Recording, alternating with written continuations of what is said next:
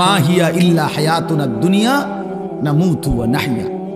আল্লাহ তাআলা বলেন কাফের বেঈমানদের বক্তব্য হলো জীবন মানে শুধুই দুনিয়া, খাবো পড়বো বাঁচবো মরবো এরই নাম জীবন, খালাস, আর কিছু নাই। আর আল্লাহ বলেন ওয়া ইন্নাদ দারাল আখিরাতা লাহিয়াল হায়াওয়ান। কাফেরদের কথা হলো দুনিয়াই কেবল, বেঈমানের কথা যে দুনিয়াই কেবল জীবন।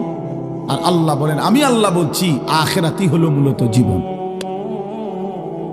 ওয়া ইন্নাদ দারাল আখিরাতা লাহিয়াল হায়াওয়ান, নিশ্চয়ই আখিরাত হচ্ছে জীবন। লাউ কানু ইয়ালামুন, আল্লাহ বলেন আমার বান্দারা যদি বুঝতো কত না ভালো হতো। হায় বান্দা যদি বুঝতো যে আখিরাতই জীবন কত না ভালো হতো। অথচ সে শুধু দুনিয়া বুঝলো। ইয়ালামুনা যাহিরাম মিনাল হায়াতিদ দুনিয়া ওয়া হুম আনিল আখিরাতি হুম গাফিলুন। আল্লাহ বলেন লোকেরা কেবল দুনিয়ার বাহ্যিক দিকটাই বুঝলো, মাটির উপরটাই বুঝলো, আর আখিরাতের ব্যাপারে একদম গাফিল হয়ে রইল। দুনিয়ার সব জিজ্ঞাসা করলে বলতে পারে, কিন্তু চারটা সূরা জিজ্ঞেস করলে বলতে পারে। দুনিয়া সব জিজ্ঞেস করলে বলতে পারে, আত্তাহিয়াতু দুআয়ে কুনুত শুদ্ধ করে পড়তে জানে, বলতে জানে। একটা লাইন আল্লাহর কোরআন দেখে দেখেও শুদ্ধ পড়তে পারে।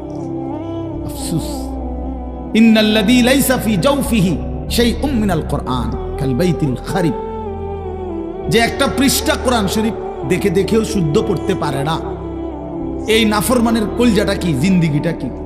নবীজি বলছেন যার কলিজার মধ্যে কোরআনুল কারীমের কিছু অংশ নাই, আল্লাহর কসম নবী বলেন কাল বাইতিল খারিব, ওই অন্তর, ওই মানুষের অন্তর হলো বিরান ঘরের মতো, বিরান বাড়ি, সারা বাড়ি, আলগা বাড়ি।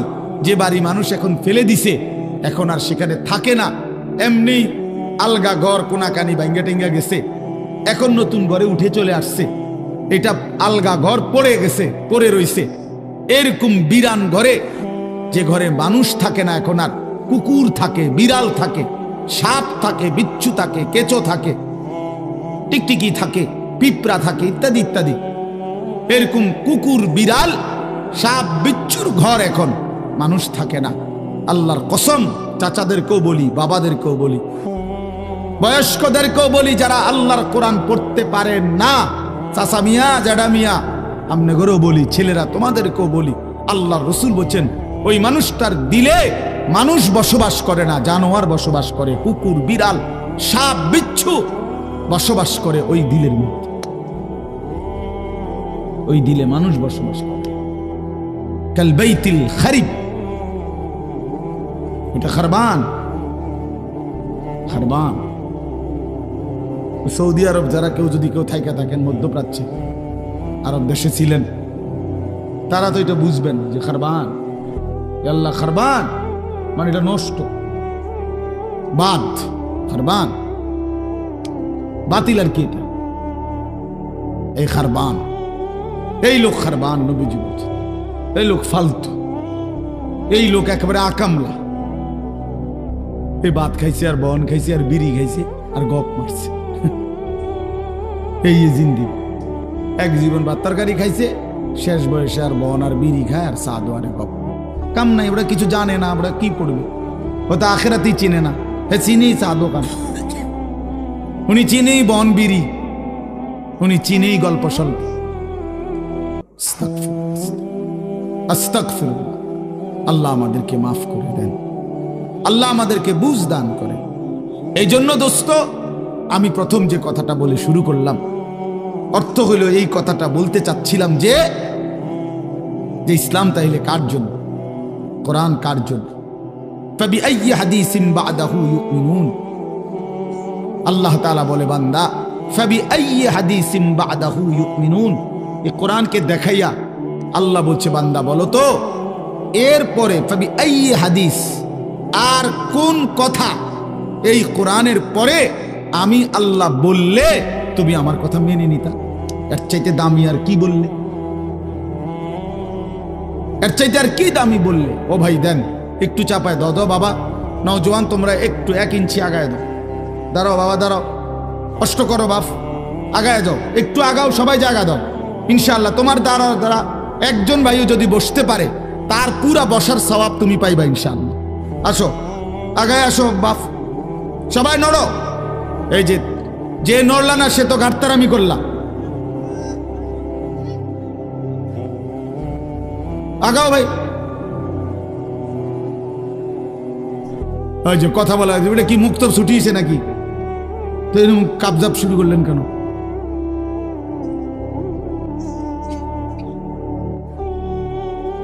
এই চাচার জায়গাটাতে আরো দুজন ঢুকো ভাই, নওজোয়ান। ওই যে লাল সোয়েটার ভাই, আপনি এমনি আসেন।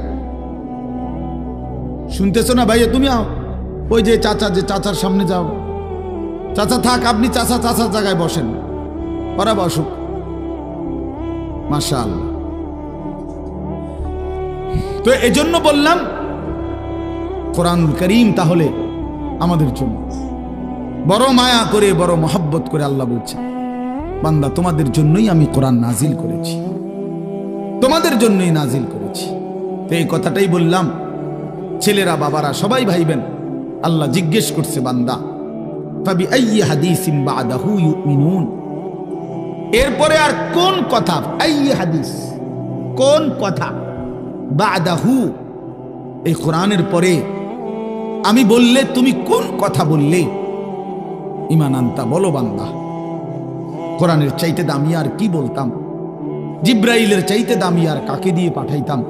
মুহাম্মদ আরবি আমার বন্ধুর চাইতে প্রিয় আর কার কাছে দিতাম? কোরআন আমি নাজিল করলাম।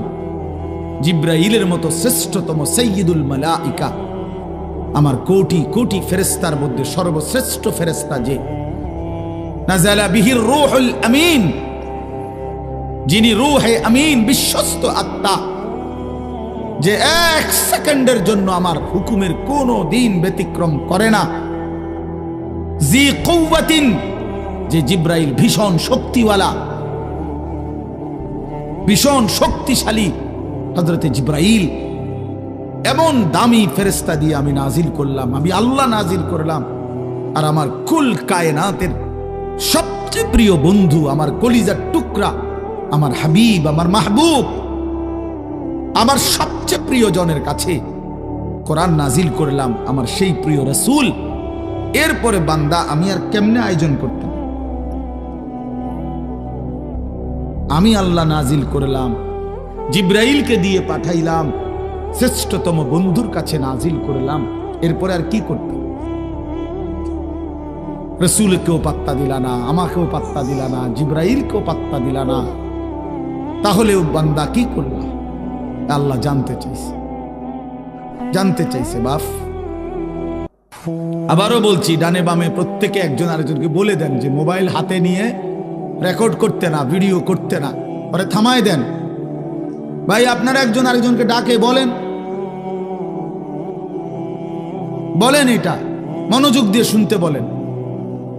এই হলো এক কথা। 2 নাম্বার কথা হলো, বসা যায়, সবাই ইচ্ছা করলে বসতে পারে, না হলে ভাই তোমাদের জুতার উপরে রাইখা এমনি বসো, তাইলে অসুবিধা কি? এটা তো ঘাস আছে, বোঝা যাইতেছে এখানে।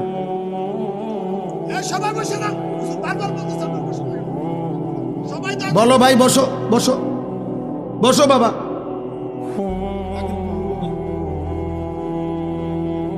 এরপরে দেখেন, ফাবি আইয়ি হাদিসিন বাদাহু ইউমিনুন, একটা বললাম। এই কথাটা আমার সব সময়, আমার সব বয়ানে শুনছেন না, এটা আমি অসংখ্যবার বলি। এই কথা আমার বেশি দিলে লাগে যে আল্লাহ পাক কেমনে কইলেন মায়া কইরা যে বান্দা এরপরে আমি আর কোন কিতাব নাজিল করতাম? বলো না বান্দা, আমি আর কোন কথা বলতাম? আমার মতো মাওলা, আমার মতো মালিক, আমি আর কি বলতাম বলো? আমি আর কেমনে বললে তুমি মানতা? ওফো, এই কথা যদি সামনাসামনি বলে কি অবস্থা হবে দোস্ত? আল্লাহ যেদিন সামনে নিয়ে বলবে, হাদিসে স্পষ্ট আছে, আল্লাহ নবী সাল্লাল্লাহু আলাইহি সাল্লাম বলেন, ইন্নাল্লাহা সায়ুকাল্লিমু, আল্লাহ তার প্রতিটি বান্দার সাথে আলাদা, আল্লাহর কসম নবী বলছে কথা বলবেন একজন একজন করে। লাইসা বাইনাহু ওয়া বাইনাহু তারজুমান, আল্লাহর মাঝে আর বান্দার মাঝে কথাটা বুঝাইয়া দেওয়ার জন্য কোনো দোভাষী ফেরেশতাও থাকবে না, কেউ না, শুধু মাওলা, শুধু তার বান্দা একা একা জিজ্ঞেস করে, একজন একজন করে। ওয়া কুল্লুহুম আতিহি ইয়াউমাল কিয়ামাতি ফারদা, কোরআন শরীফের আয়াত। আল্লাহ বলেন সকলেই আল্লাহর কাছে কিয়ামতের দিন আসতে হবে, ফারদান আই ওয়াহিদান, একজন একজন। ফারদান অর্থ কি? একজন একজন, ওয়াহিদ ওয়াহিদ, একজন একজন করে দাঁড়াতে হবে। ফাওয়ারাব্বিকা লানাসআলান্নাহুম আজমাইন আম্মা কানু ইয়ামালুন। আল্লাহ বলে বান্দা কসম করে বললাম, আমি আল্লাহ আমার কসম খাইলাম, আমি আল্লাহর কসম খাইয়া বললাম, আমার জাতের কসম, আমার সিফাতের কসম, আমার অস্তিত্বের কসম, আমি কিন্তু তোমাদেরকে জিজ্ঞেস করব। লানাসআলান্নাহুম আজমাইন, আমি ছাড়বো না বান্দা। তুমি আমার রহমান নামে না শুনছো, আমি দয়ালু। তুমি শুনেছো আমি রহিম, আমি দয়ালু দয়াবান। কিন্তু তুমি কি জানো না এই দুইটাই শুধু যে আমার নাম তো না, আমার তো ৯৯টা নাম। আমার বাকি নামগুলোর অর্থ কি সেটা জিজ্ঞাসা করল না? হ্যাঁ, এই দুইটা নামে না বুঝলা আমি দয়ালু, কিন্তু আমি যে জব্বার, আমি যে কাহার, আমি যে আজিজ, আমি যে জুনতিকাম, আমি যে শদীদুল ইকাব, সরিউল হিসাব, এগুলোর অর্থ কি? আমি যে প্রচন্ড প্রতিশোধ গ্রহণকারী, আমি যে প্রবল প্রতাপান্বিত রাগান্বিত, আমি আল্লাহ যে অপরিসীম ক্ষমতার অধিকারী, আমি যে দ্রুত হিসাব গ্রহণকারী, আমি যে কঠোর শাস্তিদাতা, তুমি কি সেই কথাগুলো শোনো নাই? কি দোস্ত, প্রিয় ভাই, ভাবতে শিখো, ভাবতে শিখো দোস্ত, ভাবতে শিখো। আমি পুরো ইসলাম শিখাবার জন্য এক ওয়াজে আসি নাই, শুধু দিল জাগাইতে আসছি। দিল জাগ, আমি একেবারে হিসাব করার সময় কোনোভাবেই মাওলানা ইলিয়াস ভাই জানে, এই জন্য কিছু করার না। আমি কোনোভাবেই, এটা আমার জন্য উচিত না যে উনি ওয়াজ করতেছেন আমি আইসা উঠে যাওয়া, কিন্তু আমার কোনো উপায় নাই। উনি নিজেও জানে আমার সারা দিনের সকাল ঘুম থেকেও, আজকের ফজর থেকে নিয়ে আমি এই পর্যন্ত কোথাও ঘুমাই, সারা দিন আমাদের ভাই নিজেও গেছেন। হেফাজতে ইসলাম বাংলাদেশ কুমিল্লা জেলার আমাদের বিশাল সম্মেলন ছিল, সারা দিন আসরের পরে বয়ান করছি, আবার এই ওইখান থেকে সাইরা আসতে আসতে সময় লাগছে। তো এই জন্য বললাম দোস্ত, ভাবনা জাগাইতে আসছি এই অল্প কদ্দূরে, যেখানে যে দূর পারা যায়, আর কিছুই করার মন মতো লম্বা বয়ান করার সময় আমার হাতে নাই। এজন্য দোস্ত, আমার বন্ধু, আমার ইসলাম আমি আবারও জানতে চাই, শুরু করছি। প্রিয় বন্ধু, আমরা এখানে মুসলমান বাবা, আমরা আবারও ভাবতে শিখি। 23 বছরের প্রিয় নবী সাল্লাল্লাহু আলাইহি সাল্লামের কলিজা ছেঁড়া রক্ত ভেজা ইসলাম, ইসলামের প্রতিটা শব্দ কল্পনা করলে দেখা যাবে কোরআনের প্রতিটা পাতায় পাতায় তায়েফের রক্ত লেগে আছে। বেটা, কত ফুটা, কত বেশি পরিমাণ রক্ত ঝরিয়েছেন নবী আমার। আল্লাহ নবী সাল্লাল্লাহু আলাইহি ওয়াসাল্লাম, হযরত আয়েশা রাদিয়াল্লাহু তাআলা আনহা একদিন নবীজিকে জিজ্ঞেস করছিল, ইয়া রাসূলুল্লাহ, দ্বীনের জন্য পূর্ববর্তী নবীরা কত কষ্ট সয়েছেন, একটা ঘটনা শুনে নবীজির। এরপরে বললেন, নবী সাল্লাল্লাহু আলাইহি সাল্লাম বললেন, আল্লাহর কসম আয়েশা, ১৪ লক্ষ আম্বিয়া কেরাম যে পরিমাণ কষ্ট সয়েছেন, তোমার স্বামী মুহাম্মদ আরবি তায়েফে তার চেয়ে বেশি কষ্ট সয়েছে। এক তায়েফের পাথরের আঘাতে আমার পুরাটা শরীর ঝাঁঝরা হয়ে গেছে। আমার একটা পাথর মারে নাই, 2টা পাথর পারে নাই। তায়েফের সর্দাররা সরাসরি আদেশ করছে, কিতাবে আছে, তায়েফের 3 জন বিখ্যাত সর্দার, আব্দে ইয়ালিল, মাসউদ, হাবিব, 3টা বেঈমান কাফের সর্দার তায়েফের, তাদের সমস্ত কিশোর গ্যাং, সমস্ত কিশোর তরুণ নওজওয়ানদেরকে লাগায় দিছে যে নাউজুবিল্লাহ, এই লোকটা পাগল, ওরে যত পারো পাথর মেরে এই এলাকা থেকে তাড়ায়। তো বাচ্চাদেরকে যখন নেতায় আদেশ করে তখন কি আর হুঁশ থাকে? এখন আর বাধা দিবে কে? যারা বাধা দিবে তারাই তো আদেশ করছে মারতো। কথা বোঝেন নাই? বড়রা না থামাইবার কথা, এখন বড়ই তো বলছে কি মার, পাথর মার। এখন মারাটা কেমন মারা মারছে, কেমন মারা মারছে। হযরত মাওলানা তারেক জমিল সাহেব ওনার বয়ানে বলছিলেন, নবী সাল্লাল্লাহু আলাইহি সাল্লামের মক্কার জীবনে সবচেয়ে বড় শত্রু যারা ছিল, বিরোধিতাকারী, তন্মধ্যে অন্যতম একজন ব্যক্তি ছিল উতবা। আবু জাহেল, আবু লাহাব, উতবা। এই যে উতবা একজন কাফের সর্দার, সিনিয়র সর্দার, মক্কার কুরাইশদের মধ্যে বড় লিডার ছিল, মৃত্যু পর্যন্ত যে নবীজির বিরোধিতাই করছে। বদরের যুদ্ধের দিন সে মারা গেছে, নিহত হয়েছে বদরের যুদ্ধে। এই উতবা কুরাইশ কাফেরদের সর্দার।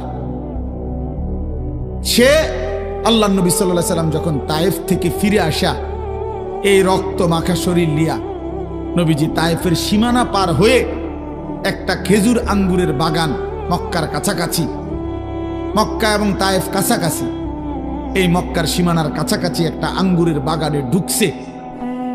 নবী সাল্লাল্লাহু আলাইহি সাল্লামের দেহ মোবারক থেকে তখন রক্ত ঝরছিল।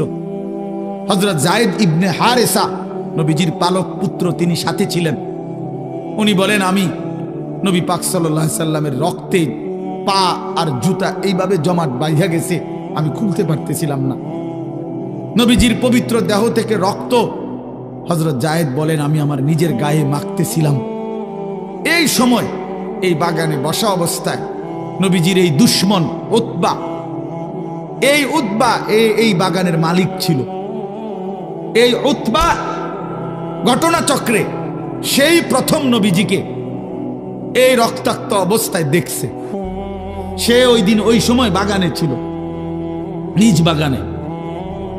আল্লাহর কসম কিতাবে লিখছে এবং হযরতের জবানও আমি শুনছি, এই উতবা যে কোনোদিন কালেমা পড়ে নাই বাপ, তখনও কাফের, পরেও কাফের, কিন্তু ওই নবীজির ওই তায়েফের রক্ত মাখা শরীর দেখে আল্লাহর কসম উতবার মতো বেঈমান চিৎকার দিয়া উঠছে আর কাঁদা উঠছে, চোখের পানি ছেড়ে দিছে আর বলছে, তায়েফবাসী, আমার ভাতিজারে এত মারা কেমনে মারলাম? 11 বছর আমরা তার বিরোধিতা করি। নবীজি 11তম বছর নবুয়তের তায়েফ গেছিলেন। এই যে 40 বছর থেকে 51 বছর, এই 11টি বছর আমরা ভাতিজার বিরোধিতা করি ঠিক, কিন্তু তাকে তো এইভাবে কোনোদিন মারি নাই। একে তিন ভাতিজারে এমনি মারলা, মানুষ বুঝি দুশ্মনকে এভাবে মারে? কাফেরের কলিজা পর্যন্ত বেটা চোখের পানি চলে আসছে। আর তুমি মুসলমানের বাচ্চা, ইমানদারের ঘরে জন্ম নিয়া নাফরমান, সেই নবীকে একটা বারও মনে পড়ে না, যিনি তার 23টা বছর টানা নামাজের জন্য বলে গেছেন। যেদিন পৃথিবী থেকে বিদায় নেয়, যেদিন আজরাইল রূহ কবজ করে, এই বেটা, সেই দিনও নবী আমার আম্মা জান আয়েশাকে বলছে, আয়েশা, আমি আমার বন্ধুর কাছে চলে যাচ্ছি, আমার উম্মতরে আমার আখিরি ওসিয়ত বলে দিও, আমার উম্মত যেন নামাজ ঠিক রাখে, নামাজ ঠিক রাখে, নামাজ ঠিক রাখে। বইল, উম্মতরে, তোমাদের নবী শেষ ওসিয়ত করে গেছে, তোমরা উম্মত নামাজ ঠিক মতো পড়ো, তোমাদের নবী জান্নাত ঠিক রাখবে তোমাদের। হায় রে গাদ্দার, কোন মার ঘরে জন্ম নিলি? বেনামাজি সন্তান, কোন বাপের ঘরে জন্ম নিলি? কোন মুসলমানের ঘরে জন্ম নিলি? নাফরমান, কেমনে পারলি বাপ এক ওয়াক্ত নামাজ পড়ে এই কুকুর বিড়ালের জিন্দেগি কাটাইতে, এই জানোয়ারের জীবন কাটাইতে? কেমনে পার? হ্যাঁ, কেমনে পারো?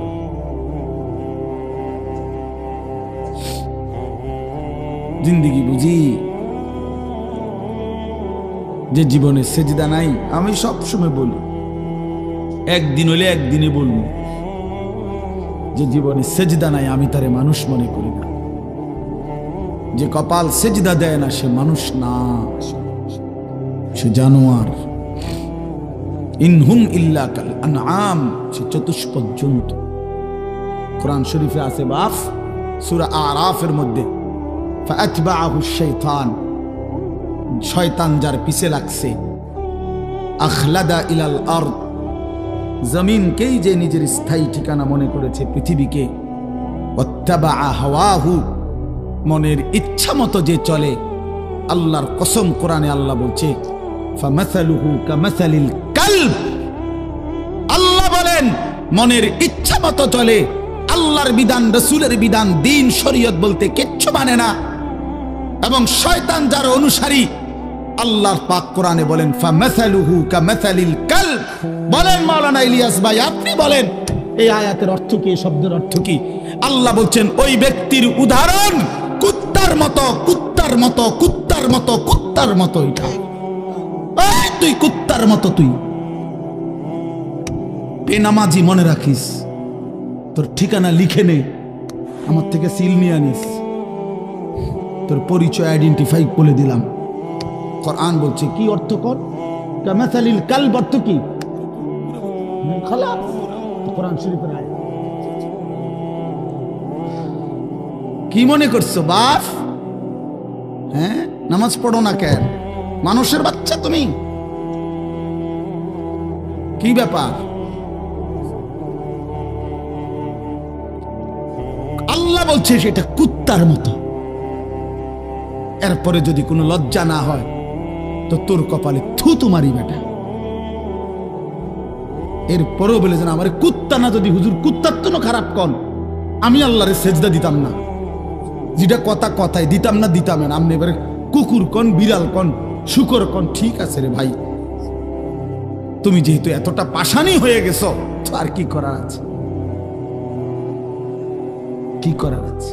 পড়ালেখা করছো না বাপ, গোল্ডেন এ প্লাস, এই তার আমার কাছে আছে, সার্টিফিকেট লাগবে আমার তে নিও ইনশাআল্লাহ। আলহামদুলিল্লাহ, সার্টিফিকেট অনেক ওজনদার সার্টিফিকেট আছে আমার কাছে, আমার সার্টিফিকেট আলগাইতে খবর আছে। এমনি বললাম অহংকারের জন্য, এমনি বুঝাইলাম, আর সার্টিফিকেটের মাতবুরি দেখাই লাভ নাই। আপনি শিক্ষিত আর আমরা সিরা খাই, জি না, পড়ালেখা করছি, তোমরা জেনারেল লাইনে পুরা পড়ালেখা করছি, সরকারি মাদ্রাসার থেকেও পাশ করছি, কামেল, কুমিল্লা ভিক্টোরিয়া কলেজ থেকে মাস্টার্স পাশ করছি, কওমি মাদ্রাসা থেকে দাওরায়ে হাদিস পাশ করছি, কিন্তু কয়টা সার্টিফিকেট লাগবে? এই জন্য বাপ, এটা কোনো কথা না। বুঝাইতে চাইলাম বন্ধু, কে শিক্ষিত হচ্ছ? আরে বাবা, মুসলমানের ঘরে জন্ম নিয়ে কি পড়লা? আল্লাহ চেনো না, রসুল চেনো না, কোরআন চেনো না, সেজদা চেনো না, হালাল হারাম বুঝো না, জায়েজ না জায়েজ বোঝো না, নারী, জিনা, ব্যভিচার, উলঙ্গ ছবি, অশ্লীল দৃশ্য, মোবাইলের নর্তকী, সারা রাত উলঙ্গ ছবি। প্রিয় ভাই আমার, বন্ধু আমার, বাপ আমার, এটাই জীবন, এটাই জিন্দিগি? তোমার আল্লাহ এর জন্যই বানাইছিল, এই পৃথিবীতে মানুষ এর জন্যই সৃষ্টি হয়েছে। 2টা বছর মা পবিত্র দুধ খাওয়াইছে এই জন্য বাপ তুমি নারী দেখবা, ছবি দেখবা, উলঙ্গ দৃশ্য দেখবা, এক ওয়াক্ত সেজদা দিবা না। আল্লাহর কসম করে বলো নওজোয়ান, তোমার মা তোমার এই জন্য দুধ খাওয়াইছিল? 9 মাস মা এই জন্য বুকে ধারণ করছে। এই তুমি সারাদিন টোটো করে ঘুরবা, সমবয়সী বন্ধুদের সাথে আড্ডা দিবা, মদের নেশা, জুয়ার আড্ডা, নারীর আড্ডা, জিনা ব্যভিচারের আড্ডা, এর মধ্যে পড়ে থাকবা বাপ। এটা তো হতে পারে না বাপ। ইনসাফের সাথে যদি কেউ ভাবেন, ছেলেরা বাপ আমার, ভাবো ভাই, বাবারাও ভাবেন, আপনার চোখের সামনে সন্তান নামাজ পড়ে না, সারাদিন মোবাইলে পড়ে থাকে, নারী, ছবি, অস্থি দৃশ্য, জিনা ব্যভিচার, মদ জুয়ায় আসক্ত থাকে। ওহ বাবা, আপনার জীবনের অর্জন কি? সন্তানের অর্জন কি? আপনি কি শিখাইলেন, হেতে কি শিখলেন? আপনি কি সন্তান গড়লেন? আপনার পরিচয় কি বলেন? যদি বলেন হুজুর শুনে না, তো কোন সন্তান যদি আল্লাহর কথা না শুনে, এরপরে তার জন্য কি করণীয় এমন কোন কর্মসূচি ইসলামে নাই? তো সেটা জিজ্ঞান, তো সেটা জিগাইলেন না কেন? আপনি দিয়ে অনকন যাক, বাদ দে, যাক, যা হয়েছে হয়েছে, বিদেশ যাই,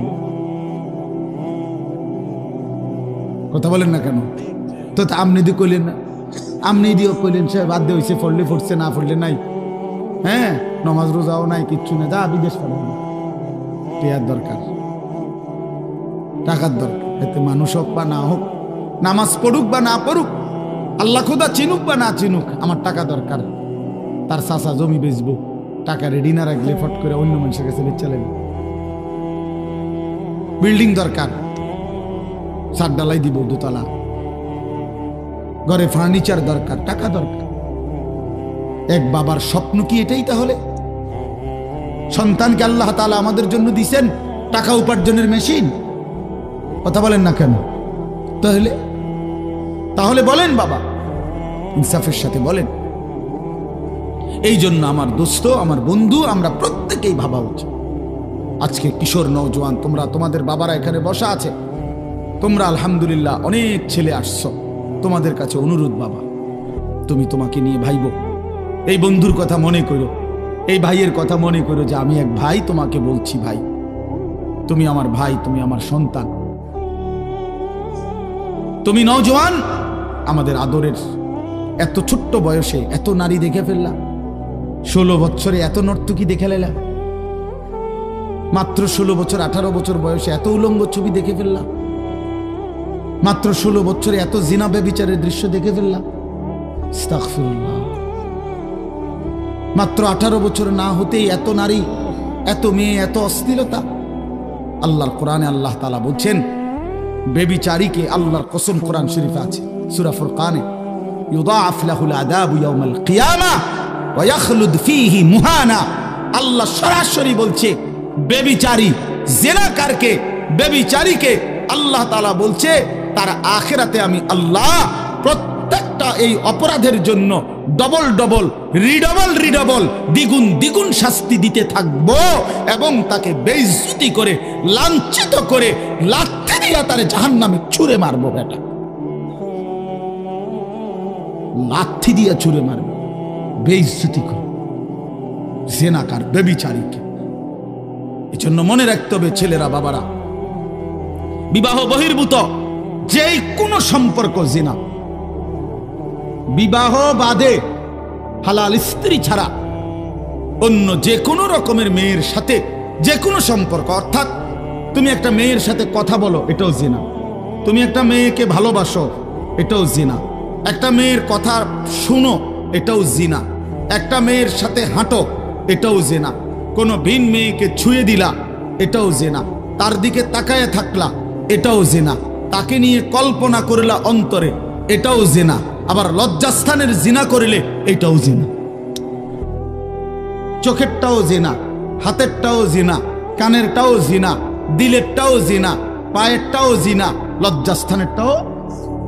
একেবারে স্পষ্ট কোরআন শরীফে বিবাহ বহির্ভূত সম্পর্ককে প্রেম বলে না, ভালোবাসা বলে না, ব্যভিচার বলে, জিনাকার বলে। এজন্য কেউ যদি মনে করো 3 বছর কোনো মেয়ের সাথে সম্পর্ক, 5 বছর কোনো মেয়ের সাথে সম্পর্ক, তো এ মনে রাখতে হবে সম্পর্ক না, বরং 3 বছরের জিনাকারী, 10 বছরের ব্যভিচারী। ছেলেটাও অসভ্য, মেয়েটাও অসভ্য, ছেলেটাও খবিস, মেয়েটাও খবিস। এটা আল্লাহ কোরআনে বলছে এবং আল্লাহ ওয়াদা দিছে যে তোমরা যারা চরিত্রহীন, তোমরা খবিস, তোমাদের স্ত্রী মিলবে খবিস।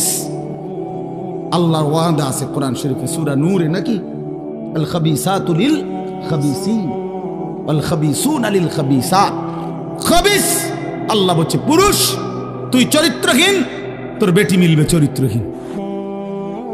মেয়ে নারী তুই অসভ্য, চরিত্রহীন, রাস্তায় রাস্তায় রূপ যৌবন ফেরি করছো, তো তোমার মনে রাখো স্বামী হিসাবে যেটা মিলবে এটাও চরিত্রহীন। চরিত্রহীন। হ্যাঁ হ্যাঁ হ্যাঁ হ্যাঁ, আমরা জানি সব। আমাদের কাছে তো মানুষ ব্যক্তিগত হালাত বলে, তো বাপ আমরা তো শুনি শুনি।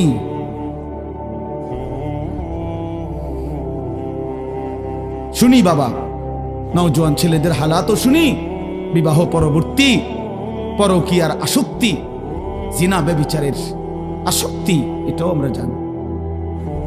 ব্যভিচারী, এজন্য আল্লাহ কোরআনে বলছে ইন্নাহু কানা ফাহিশাতান ওয়া সাআ সাবিলা। আল্লাহ বলছে ওয়ালা তাকরাবুজ জিনা, আমার বান্দা জিনা ব্যভিচারের কাছেও যেও না, নিশ্চয়ই এটা অশ্লীলতা, বড় বেশি মন্দ রাস্তা, অত্যন্ত খারাপ মন্দ পথ জিনা। এই নারী পুরুষের অবাধ সম্পর্ক, বিবাহ বহির্ভূত সম্পর্ক, বাস্তবে হোক মোবাইলে হোক, যেভাবে হোক, নওজোয়ান আখলাক জীবন। মানুষের সবচেয়ে বড় সম্পদ তার আখলাক, তার চরিত্র। এ প্লাস, গোল্ডেন এ প্লাস, এটাকে ইনসান বলে না, মানুষ বলে না, উত্তম চরিত্রকে মানুষ বলে।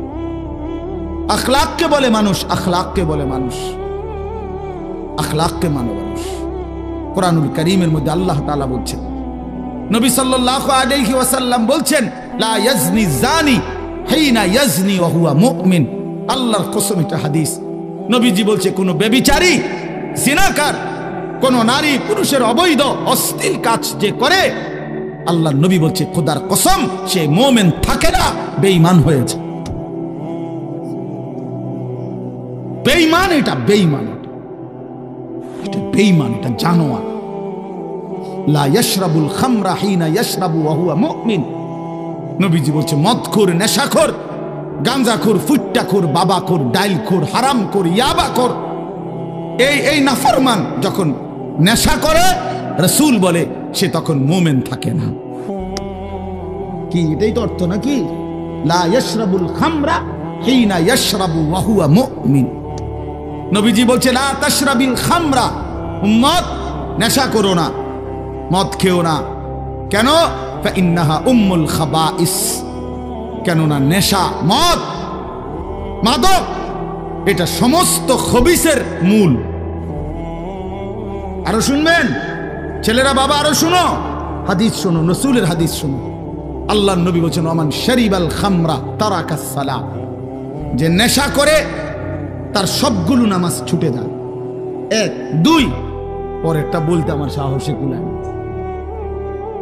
এর পরের অংশটা আমার কাছে বলতেই কষ্ট হয়।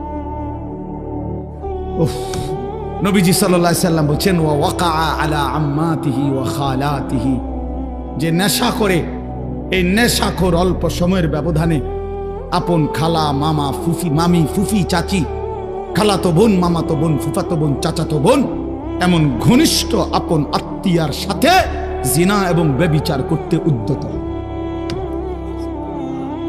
এই ব্যভিচারীর হাতে, এই মদখোরের হাতে আপনজন নিরাপদ থাকে না। এই জানোয়ারের হাতে আপনজন নিরাপদ থাকে। রাসূল বলছে, অত মিথ্যা হইতে পারে না।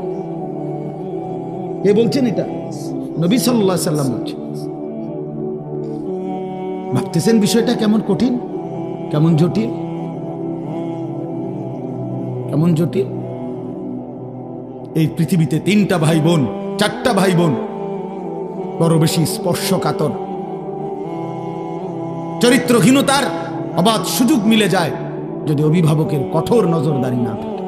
এই 4টা ভাই বোন, খালাতো বোন, মামাতো বোন, চাচাতো বোন, ফুফাতো বোন, এই 4 খালা বোন, ভাই বোন, খালাতো ভাই বোন, চাচাতো ভাই বোন, ফুফাতো ভাই বোন, মামাতো, এই 4টা ভাই বোন দেখতে তো অনেক ভালো, আপনজন, কিন্তু এই আপনজনের ছেলে মেয়েকে যদি অবাধ সুযোগ দেওয়া হয়, আল্লাহর কসম এর পরবর্তী গন্তব্যই জিনা ব্যভিচার।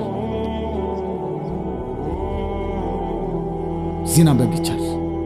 এজন্য ওই মা হাসরের ময়দানে কাঠগড়ায় দাঁড়াইতে হবে যে তার মেয়েকে এমন ছেলের সাথে সম্পর্ক করতে দিছে। ওই বাবাকে কাঠগড়ায় দাঁড়াইতে হবে যে তার ছেলেকে এমন অসৎ সম্পর্কের দিকে ঠেলে দিছে। এজন্য দোস্ত, নওজোয়ান, মদের নেশা থেকে ফিরো ভাই, নারীর নেশা থেকে ফিরো। আল্লাহর নবী বলছেন ফাত্তাকুদ দুনিয়া ওয়াত্তাকুন নিসা। নবীজি বলছেন উম্মত, দুনিয়ার ধোঁকা থেকে বেঁচে থাকো, নারীর ধোঁকা থেকে বেঁচে থাকো। বেপর্দা নারীর হাসি না, আগুন। বেপর্দা নারীর শরীর, রূপ, যৌবন, এটা যৌবন না, শরীর না, এটা আগুন, এটা আগুন, এটা আগুনের গোলা, এটা আগুনের টুকরা, এটা জাহান্নামের আগুন, এটা জাহান্নামের আগুন। এই জন্য আমি অনুরোধ করছি, আমার ছেলেরা, আমার সন্তানেরা, আমার বাবারা, আমার ভাইরা, আমার বন্ধুরা, তোমরা ফিরে আসো বাপ। একটা উদ্দেশ্য নিয়ে এই আয়াতটা পড়ছি। এবার আমি এটা বললেই আমার কথা শেষ। উদ্দেশ্যটা হলো আল্লাহ নবী সাল্লাল্লাহু আলাইহি ওয়াসাল্লাম বলছেন, যুবকদেরকে লক্ষ্য করে আপনারা বাবারাও উপদেশ দিবেন আপনাদের ছেলেদেরকে। নবীজি সাল্লাল্লাহু আলাইহি ওয়াসাল্লাম বলেছেন, এক মানুষের যৌন চাহিদা, লজ্জাস্থানের চাহিদা, নারীর আসক্তি কমানোর জন্য সবচেয়ে কার্যকর পরীক্ষিত প্রতিষেধক ঔষধ, অ্যান্টিবায়োটিক, আল্লাহ নবী বলছেন রোজা। ফাইন্না সাওমা লাহু বিজাউন, নিশ্চয়ই রোজার মধ্যেই রয়েছে যৌন শক্তি নিয়ন্ত্রণের, যৌবনের চাহিদা নিয়ন্ত্রণের প্রতিষেধক। রাসূলুল্লাহ সাল্লাল্লাহু আলাইহি ওয়াসাল্লাম বলছেন, কোন যুবক যদি নিয়মিত রোজা রাখে, ধারাবাহিকভাবে রোজায় অভ্যস্ত হয়, মাহে রমজান সামনে, একটা মাস যত্ন নিয়ে যদি সে সুন্দর করে রোজা রাখে, একটা মাস যদি সে আল্লাহর সাথে ওয়াদাবদ্ধ হয়ে, চুক্তিবদ্ধ হয়ে, যে মালিক আমি ওয়াদা দিলাম, যা হয়েছে ভুল হয়েছে মাওলা, আমার পিছনের জিন্দেগি আমি ভুল করেছি, তওবা করে এবারের রমজান আমি রোজার মাধ্যমে আমার চরিত্র হেফাজতের সিদ্ধান্ত নিলাম, আমি আর নাফরমানি করব না, 5 ওয়াক্ত নামাজ পড়ব, রোজা রাখবো, ইফতার সাহারি তারাবি 20 রাকাত, তাহাজ্জুদ, দোয়া, মুনাজাত, রমজানটা সুন্দরভাবে জীবনটা কাটাবো মাওলা। আল্লাহর কসম, আল্লাহ ওয়াদা দিছে বান্দা লাআল্লাকুম তাত্তাকুন, তাহলে আমি 1 মাসেই তোমাকে, 1 রোজাতেই তোমারে মুত্তাকি বানায় দিব, ঈদের চাঁদ উঠলে জান্নাতে উঠায় দেব, ঈদের চাঁদ উঠলে জান্নাতে দিব। 1 মাস 30 দিন, 31 দিনে যাবে না, 30 দিনে ফ্লাইট। ইয়া আইয়ুহাল্লাযীনা আমানু, হে ঈমানদারগণ, যেন রব্বুল আলামিন বললেন, মুমিন ঈমানের পাসপোর্টটা আমার হাতে দাও। আল্লাহ বললেন, বান্দা ঈমানের পাসপোর্ট আমার কাছে দাও, আমি নিলাম। এবার কুতিবা আলাইকুমুস সিয়ামু কামা কুতিবা আলাল্লাযীনা মিন ক্বাবলিকুম, আমি রব্বুল আলামিন তোমার উপরে রোজা ফরজ করলাম, পূর্বসূরীদের উপরেও ফরজ করেছিলাম। এই একটি মাস তুমি আমার হুকুম মেনে মাহে রমজানের কদর করে রোজা এবং রোজার সাথে সম্পৃক্ত যাবতীয় বিধান সর্বোচ্চ মনোযোগ দিয়ে গুনাহ থেকে, পবিত্র থেকে পালন করো বান্দা।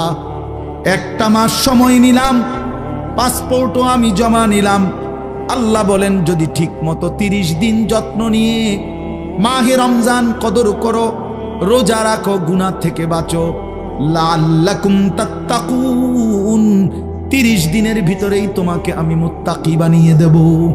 আর যে মুত্তাকি হবে, উইদ্দাত লিল মুত্তাকিন, আল্লাহ বলে জান্নাত বানানোই হয়েছে মুত্তাকিদের জন্য। অতএব 30 দিনের ভিতরেই পাসপোর্টে ভিসা লাগায় দেব, ঈদের দিন ফ্লাইট, ঈদের দিন ফ্লাইট। হাদিসে আছে, ঈদের দিন যখন ইমানদার রোজাদার পুরা একটা মাস আল্লাহর হুকুম ঠিক মতো পালন করছে, ওহো মজার বিষয় না। ইমানদার যখন ঈদগাহে রওনা দেয়, নামাজের জন্য রওনা দেয়, ঈদের নামাজ পড়ার জন্য, তো খোদার কসম আল্লাহ ফেরেশতাদেরকে ডাক দিয়ে বলে, ফেরেশতারা আচ্ছা বলো তো, কোন শ্রমিক তার মনিবের আদেশ, তার কাজ, তার মেহনত যদি সে পূর্ণ আদায় করে, তাহলে তার বিনিময় কি হয়, প্রতিদান কি? তখন ফেরেশতারা বলে, মাওলা কোন শ্রমিক যদি তার মনিবের কর্ম মেহনত ঠিক ঠিক আদায় করে 100 তাহলে তাকে পারিশ্রমিক হতে দিবেন পূর্ণ, এটাই তো ইনসাফ। তারে যেটা কথা, যেটা দেবেন না এটাই দিবেন, পুরা টেহা কম দিবেন না, কারণ সে তো কি করে নাই, ফাঁকি দেয় নাই। আল্লাহ তখন বলে, আল্লাহর কসম ফেরেশতারা তোমাদেরকে সাক্ষী রেখে, ওয়া ইজ্জতি ওয়া জালালি ওয়া ইরতিফা'i মাকানি ওয়া উলুওয়ে মাকানি, আমার ইজ্জতের কসম, আমার মর্যাদার কসম, আমার উচ্চ মহান সম্মানের কসম, আমি আল্লাহ তোমাদেরকে সাক্ষী রেখে বললাম, আমি আমার এই ইমানদার রোজাদার যারা রোজার হক আদায় করছে, আমি তাদেরকে আজ ঈদের ময়দানে মাফ করে দিলাম, মাফ, পারিশ্রমিক দিলাম, যা। তখন হাদিস আছে, ফেরেশতারা বলে, ইয়া আইয়ুহান নাস, হে লোক সকল শুনো খুশখবরি, আমরা এইমাত্র নিজ কানে শুনছি, ইন্নাল্লাহা কাদ গাফারা লাকুম, তোমগরে আল্লাহ মাফ করে দিছে। তারজিউ রাশিদিনা ইলা রিহালিকুম, অতএব তোমরা খুশি খুশি চিত্তে তোমাদের নিজ নিজ ঘরে ফিরে যাও। যাও, একটু পরে বিমান আসবে, উঠবা, জান্নাতের ফ্লাইটে উঠবা। ফ্লাইট হয়ে গেছে, ভিসা লাগিয়ে গেছে, বলেন আলহামদুলিল্লাহ। এই জন্য দোস্ত বাবা সবাই মিলে মাহে রমজান সামনে, একদম সামনে, একদম সামনে, একদম সামনে। আর সর্বোচ্চ 30-31 দিন হবে না, এই সর্বোচ্চ 30 থেকে 31 দিনের ব্যবধানে মাহে রমজান, মাহে রমজান। অতএব আমার শায়েখ আল্লামা মুফতি মুশতাকুর নবী কাসেমি হুজুর বলে, সামনে আছে 30 দিন মাহে রমজানের শুভ দিন। হুজুর এটা সবসময় প্রতিদিন বলে, মা সামনে আছে 31 দিন রহমত মাগফিরাতের শুভ দিন, নাজাতের শুভ দিন, শবে কদরের শুভ দিন, জান্নাত লাভের শুভ দিন, গুনাহ মাফের শুভ দিন। ছোটবেলায় এই একটা উদাহরণ শুধু শুনেন, আপনারা একটু বয়স্করা যারা দেখছেন, ছোটবেলায় আমরাও দেখছি। ছোটবেলায় আগে আমরা ছোট্ট থাকতে যখন বুঝেছিলাম 10-12 বছর বয়সে আমরা দেখছি, তখন তো দেশি মুরগি, বাড়ির ফালুন্না মুরগি দিয়েই মেহমানরা আপ্যায়ন করত। তো সকালবেলা 7টা-8টা বাজে মুরগি ছেড়ে দিছে বাড়িতে, আমার নানার বাড়িতে আমি বহুত দেখছি। এখন মনে করেন 10টা-11টার দিকে নাতিন জামাই আইছে, হ্যাঁ মেয়ের জামাই আইছে বেড়াইতে, মেহমান আইছে, এখন মুরগি ধরবো কেমনে? মুরগি তো ছেড়ে দিছে 1টা বাজে। তো তখন নিয়ম ছিল, আমার নানার বাড়িতে দেখতাম পুরা বাড়ির 4 ঘর আমার মামারা, তো বাইর হইবার রাস্তা একটা, মানে একটা বাড়ির থেকে একটাই দরজা, টিনের দরজা ছিল, এইটার গোড়ার মধ্যে জাল লাগাইতো, জাল এরকম জাল টানাইতো, আর এই বেড়িতে মিললা পুরা বাড়ির থেকে মুরগি না সব দিক থেকে এখান দিয়ে বাইর করার চেষ্টা করতো। মুরগি যখন এদিকটা দৌড় দিত, জালে আটকায় যেত, তখন ধরতো, ওইটা জবাই করতো। আমি অনেক দেখছি, আমরাও ধরছি। এর রমজানে এমন, রমজানে আল্লাহ নবী বলছেন, আল্লাহ জাহান্নামের সব দরজা বন্ধ করে দেয়, সমস্ত শয়তান শেকলে বন্দি করে দেয়, শুধু জান্নাতের দরজা খোলা থাকে। আল্লাহ বলে, যেন বান্দা জাহান্নামের দরজা বন্ধ, শয়তান শিকলে বন্দি, তোমারে কেউ নষ্ট করতে পারবে না, জাহান্নামেও ফেলতে পারবে না। জেন দিয়ে রাস্তা পাও, তুমি হাঁটা শুরু করো, যেখান দিয়েই ঢুকো শুধুই জান্নাত, শুধুই জান্নাত, শুধুই জান্নাত। কারণ দরজা খোলা তো শুধু জান্নাতের। তুমি জেন দিয়ে যাও, কুড়ি দিয়ে আইও, আর চৌমুনি দিয়ে আইও, আশুগঞ্জ দিয়ে আইও, আর ভৈরব দিয়ে আইও, কুমিল্লা দিয়ে আইও, আর চীন দিয়ে আইও, জাপান দিয়ে আইও, আর লন্ডন দিয়ে আইও, শুধু কি দরজা খোলা? শুধু কিসের? জান্নাত। অতএব শুধু জান্নাত, শুধু জান্নাত। এই জন্য দোস্ত বন্ধু, মেহেরবানি করে এবারের রমজান আসন্ন, এই রমজানে তোমরা যুবক যদি আমার কথা একটু বুঝে থাকো, প্রিয় ভাই, নিজেরে জানোয়ার বানায়ও না, নিজেরে কুকুর বিড়াল বানায়ও না, ইনসান বানাও, মানুষ হও, মুসলমান হও। মায়ের দুধের হক দিতে হবে, মায়ের পেটের হক দিতে হবে, মায়ের 9 মাসের কষ্টের প্রতিদান দিতে হবে। বাপ এতটা অস্থির হইও না বাপ, মদের আড্ডা, জুয়ার আড্ডা, নারীর আড্ডায় জিন্দগি শেষ করে দিও না আমার বাপ। চলো রমজানকে সামনে রেখে ওয়াদা করো যে ইনশাআল্লাহ 5 ওয়াক্ত নামাজ পড়বো, ইনশাআল্লাহ নারী, ছবি, মদ, জুয়ার আসক্তি থেকে বাঁচবো ইনশাআল্লাহ। বলো নওজোয়ান, বলো। আমার একটা অনুরোধ, যাদের বয়স 30-এর নিচে, 30-এর উপরে যাদের বয়স, তারা উঠেন না, বসেন, যেমনি আছেন এমনি বসান। বাকি 30 বছরের নিচে যাদের বয়স, তোমরা দাঁড়ায় বলো, বলো ইনশাআল্লাহ। ওই নওজোয়ান সবার আগে দাঁড়াইছে, বলো ইনশাআল্লাহ, বলো ইনশাআল্লাহ। ওঠো নওজোয়ান, দাঁড়াও নওজোয়ান, হিম্মত করো নওজোয়ান, ইনশাআল্লাহ তোমাদের হাতে কালেমার পতাকা উড়বে ইনশাআল্লাহ, আগামীর ইসলামের পতাকা উড়বে ইনশাআল্লাহ, সারা পৃথিবীতে ইসলামের আলো ছড়াবে ইনশাআল্লাহ। যুবকের সেজদা দিলে, তোমরা নামাজি হলে ইনশাআল্লাহ ইসলামী হবে এই মাটির ধর্ম ইনশাআল্লাহ। বসো বাপ, কাজে খামখেয়ালি করো না, হাসি ঠাট্টা করে উড়াই দিও না, আল্লাহ তাআলা আমাদের যুবকদেরকে, বাবাদেরকে, ভাইদেরকে, আজকের মাহফিলের ইন্তেজামওয়ালাদেরকে মাফ করে দেন, আমিন। সুবহানাল্লাহি ওয়া বিহামদিহি। জি, মেহেরবানি করে বাপ, অনুরোধ আমার, আমি অনেক দূরে যাইতে হবে দোস্ত, আমার আল্লাহর দোহাই, আমারে কষ্ট দিও না। তোমরা উঠাউঠি করে, আমি মুসাফা করব না কারোর সাথে, আমি কারোর সাথে হাত মিলাবো না, কাজে দয়া করে আমি চলে যাইতে হবে। মাওলানা সাহেব আসছেন, মেহেরবানি করে প্রত্যেকেই সুন্দর করে জমে আরো কিছুক্ষণ বয়ান শোনো বাপ, শুনে দোয়া করে এরপরে যাইও। আল্লাহ তাআলা বরকত দান করেন। মাওলানা সাহেব ঢাকা থেকে আসছেন, কাজেই দয়া করে আমরা প্রত্যেকে ইনশাআল্লাহ মহব্বতের সাথে মাওলানা বয়ান শুনে আমরা একসাথে তোমরা মুনাজাত করে যাই। আল্লাহ সবাইরে কবুল করেন। আমারে ধাক্কা ধাক্কি করে কষ্ট দিও না বাপ, আল্লাহ সবাইকে ভালো।